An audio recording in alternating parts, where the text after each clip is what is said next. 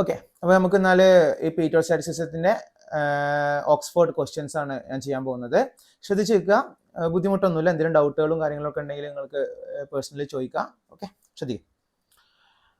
First question, a pitot head is use to measure what? ഞാൻ പറഞ്ഞു pitot head എന്തിനാണ് use ചെയ്യുക? Total pressure sense ചെയ്യാൻ വേണ്ടിയിട്ട്. അഥവാ ഡൈനാമിക് പ്ലസ് സ്റ്റാറ്റിക്. ഓപ്ഷൻ ഉണ്ടോ നോക്കാം. ഡൈനാമിക് മൈനസ് സ്റ്റാറ്റിക് തെറ്റാ, സ്റ്റാറ്റിക് പ്ലസ് ഡൈനാമിക് ശരിയാണ്. ശരിയല്ലേ? So answer is option bravo. Okay, ബീനെ ബ്രാവോ എന്ന് വിളിക്കുക, അറിയുന്ന കരുതണോ? ഓക്കെ, അടുത്ത്, a static vent is use to measure what? Static vent അല്ലെങ്കിൽ സ്റ്റാറ്റിക് പോർട്ട് എന്തിനാണ് യൂസ് ചെയ്യുന്നത്? സ്റ്റാറ്റിക് പ്രഷർ കിട്ടാൻ വേണ്ടിയിട്ട്. Dynamic pressure minus static pressure അല്ല, dynamic pressure plus static pressure അല്ല, അറ്റ്മോസ്ഫറിക് പ്രഷർ. ഞാൻ പറഞ്ഞിട്ടുണ്ട് അറ്റ്മോസ്ഫറിക് പ്രഷറിനെയാണ് സ്റ്റാറ്റിക് പ്രഷർ എന്ന് വിളിക്കുന്നത്. ശരിയല്ല? അപ്പോൾ answer is charlie, atmospheric pressure. അടുത്ത്, a pressure head is subject to the following errors. ഏതൊക്കെ എറേഴ്സ് ആണ്? ട്രിക്ക് പഠിച്ചു വെക്കുക. ട്രിക്ക് എന്താ മക്കളെ? പറ. മിപ്പ് ശരിയല്ലേ? M for manoeuvre induced, I for instrument error, P for position error. ഏതൊക്കെ ഉണ്ട് നോക്കാം. പൊസിഷൻ എറർ ഉണ്ടോ? ഉണ്ട്. മാനുവർ ഇൻഡ്യൂസ്ഡ് ഉണ്ടോ? ഉണ്ട്. ടെമ്പറേച്ചർ എറർ ഇല്ല. അപ്പോൾ ഓപ്ഷൻ ആൽഫ തെറ്റാ. പൊസിഷൻ ഉണ്ട്, മാനുവർ ഇൻഡ്യൂസ്ഡ് ഉണ്ട്, അത് ശരിയാണ്. പൊസിഷൻ ഉണ്ട്, മാനുവർ ഇൻഡ്യൂസ്ഡ് ഉണ്ട്, ഡെൻസിറ്റി ഇല്ല, അപ്പോൾ ചാർലി തെറ്റാ. പൊസിഷൻ ഉണ്ട്, മാനുവർ ഇൻഡ്യൂസ്ഡ് ഉണ്ട്, ഇൻസ്ട്രുമെന്റ് ഉണ്ട്, ശരിയല്ലേ? അപ്പോൾ ആൻസർ ഈസ് ഡെൽറ്റ. ബ്രാവോനൊക്കെ നല്ലത് ഡെൽറ്റ, കാരണം ഇൻസ്ട്രുമെന്റ് കൂടെ കൂടുതലുള്ളതുകൊണ്ട് ആൻസർ ഡെൽറ്റ. ഓക്കെ, ഇനി നോക്കാം. Given P T total pressure ആണ്, പി എസ് സ്റ്റാറ്റിക് പ്രഷർ ആണെങ്കിൽ ഡൈനാമിക് പ്രഷർ എന്താ? എടാ ആലോചിച്ച് നോക്കാം. ഡൈനാമിക് പ്രഷറിന്റെ ഫോർമുല എന്താ? അങ്ങനെ ആലോചിക്കും, ശ്രദ്ധിക്കേ. ഓക്കെ, എടാ ടോട്ടൽ പ്രഷർ എന്ന് പറഞ്ഞാൽ എനിക്കാണെങ്കിൽ എന്താ? Dynamic pressure plus static pressure അല്ലേ? അല്ലെങ്കിൽ പി എസ് അല്ലേ?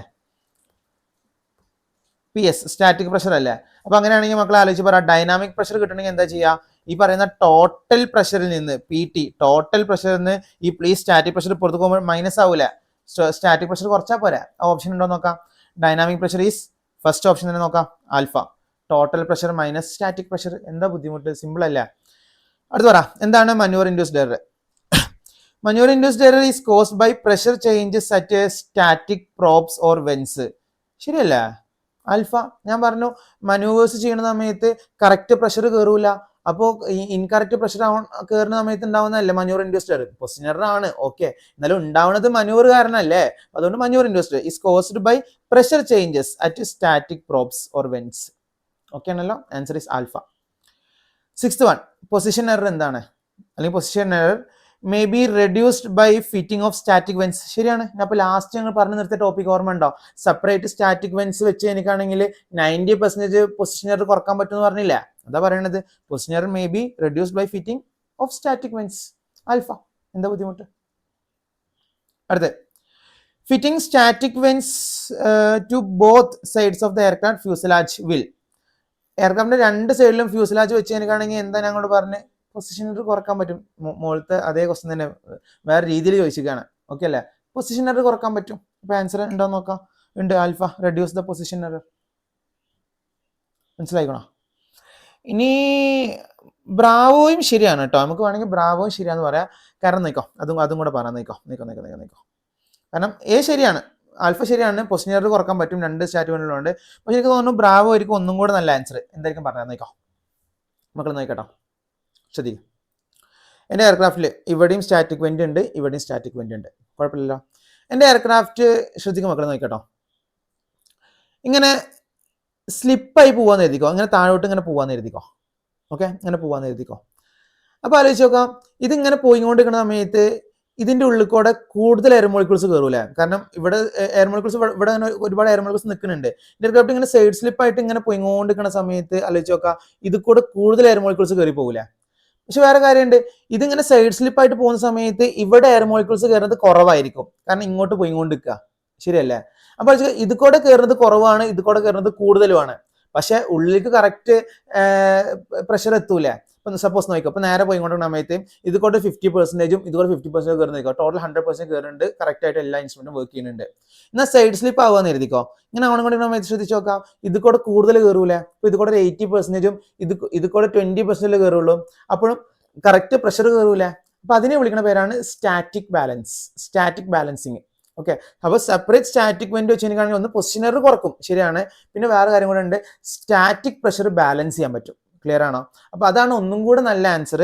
അപ്പോൾ അതുകൊണ്ടാണ് പറയുന്നത് balance out errors caused by side slipping or yawing. Side slipping കാരണം യോയിങ് കാരണം ഉണ്ടാകുന്ന ഈ പറയുന്ന ബാലൻസ്, അതായത് ആ എറേഴ്സ് ബാലൻസ് ചെയ്യാൻ പറ്റും. അപ്പോൾ ആൻസർ ഈസ് ബ്രാവോ ആണ് ഒന്നും കൂടെ നല്ലത് തോന്നുന്നു. നമുക്ക് ആൻസർക്ക് നോക്കാം.